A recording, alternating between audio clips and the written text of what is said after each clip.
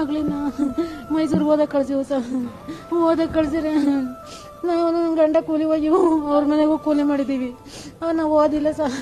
ಅವ್ರು ಓದಿವ್ರೆ ಅಂತ ಹೇಳಿ ಅವ್ರಿಗೆ ಫೋನ್ ಪೇ ಮಾಡೋಕ್ಕೆ ಯಾವಾಗಲೂ ದುಡ್ಡು ಕೊಡಿವು ಸರ್. ಆ ನಂಬರ್ ಇಕ್ಕೊಂಡು ನಮ್ಮ ಹುಡುಗಿ ಹಾಳು ಮಾಡಿದಾನೆ ಸರ್. ಅಣ್ಣ ಅಂದ್ಕೊಂಡೆ ಇದ್ಲು ನನ್ನ ಮಗಳು ಹೊಸ್ತಿ ಸರ್. ನಿನ್ನ ಫೋಟೋ ಇಕ್ಕೊಂಡಿದ್ದೀನಿ ನಾನು. ನಾನು ಹೇಳ್ದಂಗೆ ಕೇಳ್ದಿಲ್ದ್ರೆ ನಿನ್ನ ಊರಾಗ ನಮ್ಮೂರು ಜಾತ್ರೆ ಆಗುತ್ತೆ ದೊಡ್ಡದಾಗಿ. ಈ ಜಾತ್ರೆಗೆಲ್ಲ ಬೋಲ್ಡ್ ಹಾಕ್ತೀನಿ.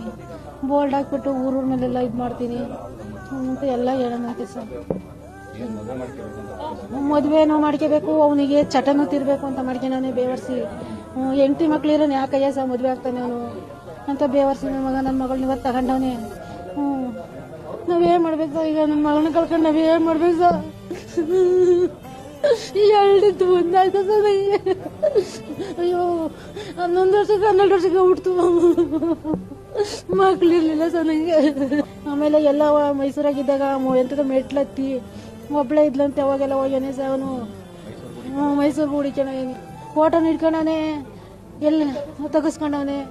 ಧರ್ಮಸ್ಥಳಕ್ಕೆಲ್ಲ ಕರ್ಕೊಂಡವನೇ. ಬೇವರ್ಸಿ ಸುಳೆ ಮಗ ಬರಲಿಲ್ಲ ಅಂದ್ರೆ ನಿಂಗೆ ಹಂಗೆ ಮಾಡ್ತೀನಿ ಹಿಂಗೆ ಮಾಡ್ತೀನಿ, ಇವಾಗಲೇ ಫೋನ್ಗೆ ಹಾಕ್ತೀನಿ, ನಮ್ಮೂರವರೆಲ್ಲ ನೋಡಬೇಕು, ನೀನು ಮರ್ಯಾದೆ ಕಳಿತೀನಿ ಅಂತ ಎಲ್ಲ ಎದುರಿಸೋನೆ ಸರ್.